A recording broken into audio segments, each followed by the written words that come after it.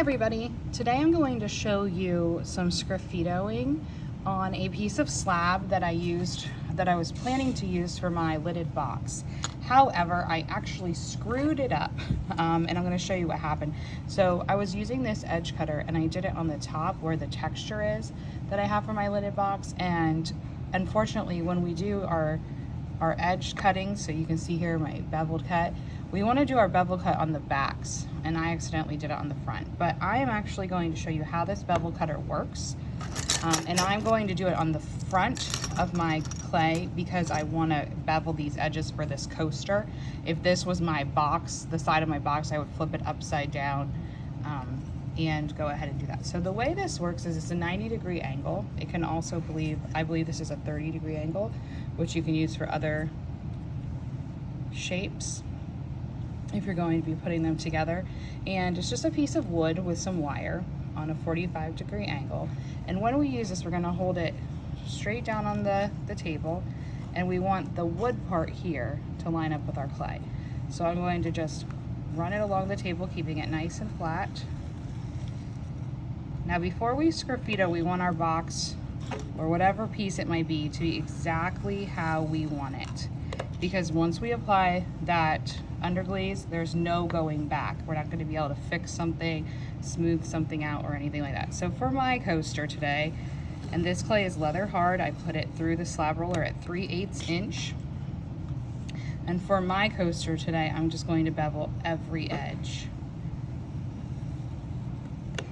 just to make it nice and interesting as it sits on my table. Now the reason I put in this texture is because I want my sgraffito to actually be these ginkgo leaves, and I wasn't sure, I've never tried this before, but what I think is going to happen is I'm going to be able to see these ginkgo leaves a little bit. So just with my finger or with a sponge, I'm just going to smooth out my edge here, this beveled edge that I've created with that cutter. So you can see here. Now if it was a box, I'd be putting it together like this. But here I've beveled my edges here. I'm going to smooth my corners off. I want good craftsmanship with this piece. Now I've chosen a purple underglaze today. So these are in cabinet 11. It's a speedball underglaze. And I'm going to shake it up, make sure my lid is on. And remember, this is going to be a pretty dark purple. Now underglaze is going to look a little thinner sometimes than our typical glaze that we get out of the cabinet. I'm going to prep it by putting it on a piece of styrofoam. And I'm going to pour a little tiny bit of this purple underglaze into my cup. Remember that underglaze does not have the properties that a regular glaze does, so that when it comes out of the kiln, it's going to be chalky looking until we put our clear transparent on it for the second firing. So I'm going to apply my purple underglaze to my leather hard clay, and you're going to see that it acts very different than if I had applied glaze to a bisqueware piece. It stays wet longer, and I'm going to do at least 2 coats of this, possibly 3. The more underglaze I put on, the better. It's not, well, not the better, but no more than 3 coats. But I don't want to be able to see the clay coming through. So you want it to be what we would call opaque and not transparent. If you wanted to underglaze the bottom of something, you could. It would not stick to the kiln. So I'm just making sure that my strokes are nice and even, that it's smooth. And I can, like I hoped, still see those ginkgo leaf impressions popping through. A lot of you had mentioned, oh, I want to impress something as well. You can, but the assignment on your box is that you have sgraffito. So going to allow this to dry and then put another coat on it. All right, so I'm back. This is the first layer. You can see that there are parts that are still a little wet. They're shiny. I'm going to put another layer on because there are areas where I can still see through the purple and I can still see that gray glaze coming through. Now I'm not letting my clay dry out, I'm just letting the top layer of glaze dry.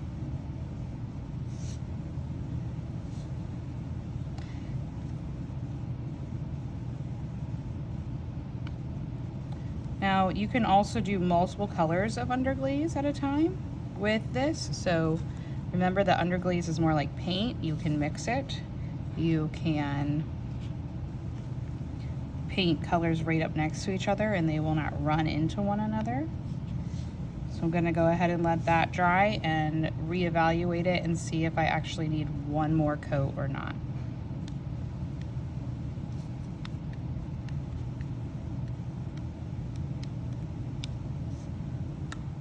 Okay, so we're back. I have my second coat of purple underglaze and it is in the process of drying. And purple underglaze is going to be dark, pretty dark when I fire it. Almost as dark as the black, almost like a amethyst, really dark purple. So as you can see where my ginkgo leaves were. And the thing about Sgraffito is it's very much like drawing in pen or marker, and it's not something that you can take back. So once you take away that layer of glaze and some of the clay, it's gonna be really hard to take it back. So what I'm going to do is I'm gonna take my needle tool and very gently, I'm just gonna go around my shapes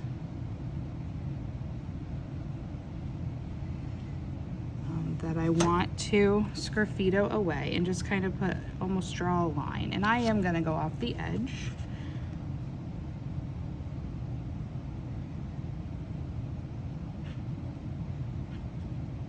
You don't ever wanna let your clay dry into a bone dry state while Sgraffitoing. You want to keep your clay in a leather hard state or a little beyond it.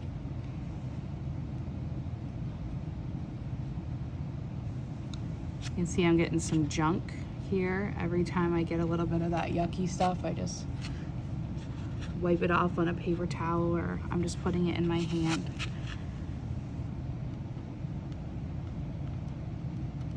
This is just my outline. I'm not too worried about carving or taking away anything at the moment. You don't have to finish all of your Sgraffito in the same day.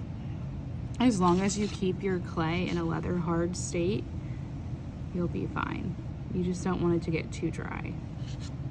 It is easier when your clay is wetter and when your glaze is fresh.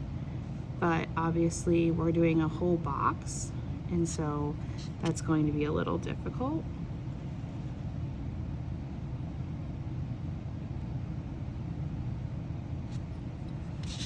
I like to use these little styrofoam trays because I can easily move it around.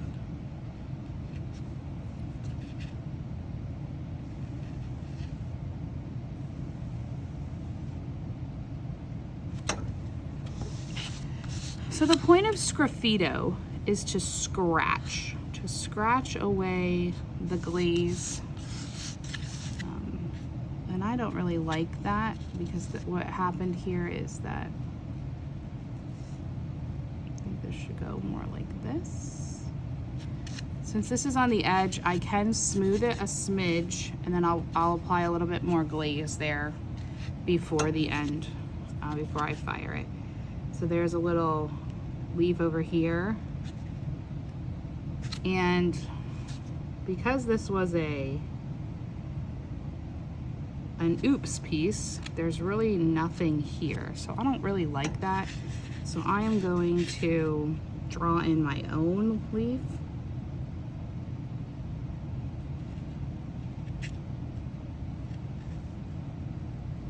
I always want to make sure that I have good composition, even if it didn't work out how I had planned.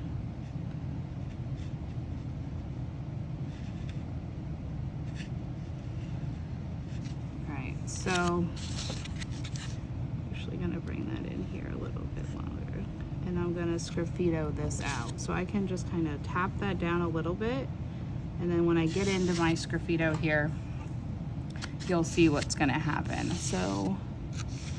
And I missed this little piece. Okay, so I've got my leaves outlined, and then I'm going to show you some different tools that you can use. So these are called ribbon tools, these metal things. They're almost like a mini loop, and you could use the side for a big line or a small line. There's circular ones, triangular. You can use this tool, which I like, or you could use your Kemper tool, the one I call the little tool. You could use that. So I'm gonna do some experimenting here. I think I'm gonna try and use this little ribbon tool and see what happens. So the first thing I'm gonna do is focus on this big one. And I really want a nice, sharp, bold outline. So using this, I'm gonna scoop it up.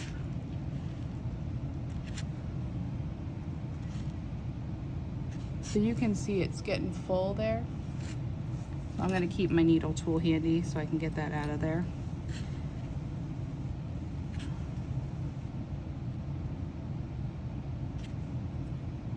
And you wanna get this stuff out of here. You don't want this to be left over. You want it to be nice and smooth. So I don't really like this tool. So instead of doing that, I'm gonna go to what I like, and that is this tool. I'm gonna make sure it's clean. Get any of that dust clay out of there.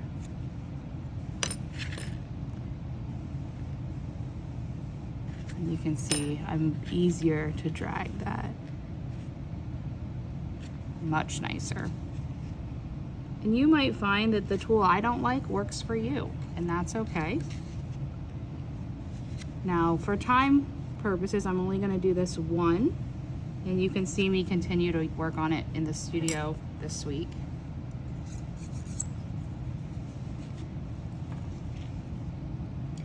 Fluid lines, same pressure.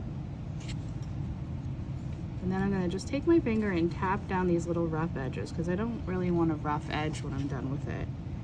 The harder you push, the deeper the groove in your clay, and that's okay. And then I'm gonna come in here.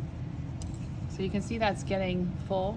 I'm just gonna take my needle tool here and just kind of get it out of there. Now I'm gonna do some veins.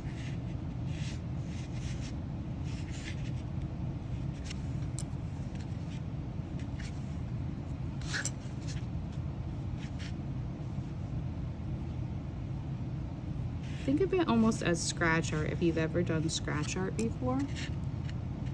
You can take away the negative space if you wanted, like you could carve all this out. You might even do like little dots.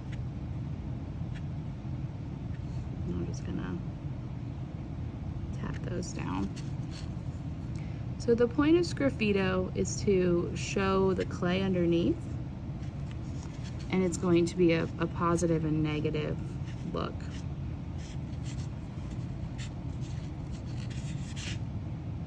So if you want to practice Sgraffito before you actually do it on your box, I would suggest you doing something like this.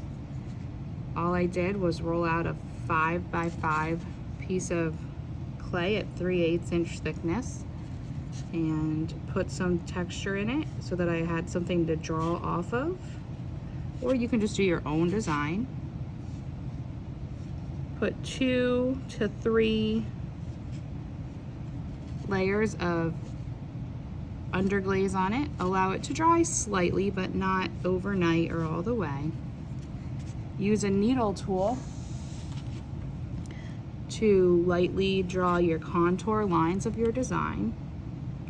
And then use a loop, Kemper tool, you could use a ribbon tool, whatever you find that you are most comfortable with, and try it.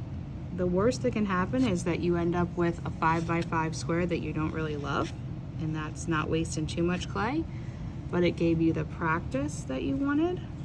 So I suggest that you give it a whirl, and I'm here to help you. Good luck.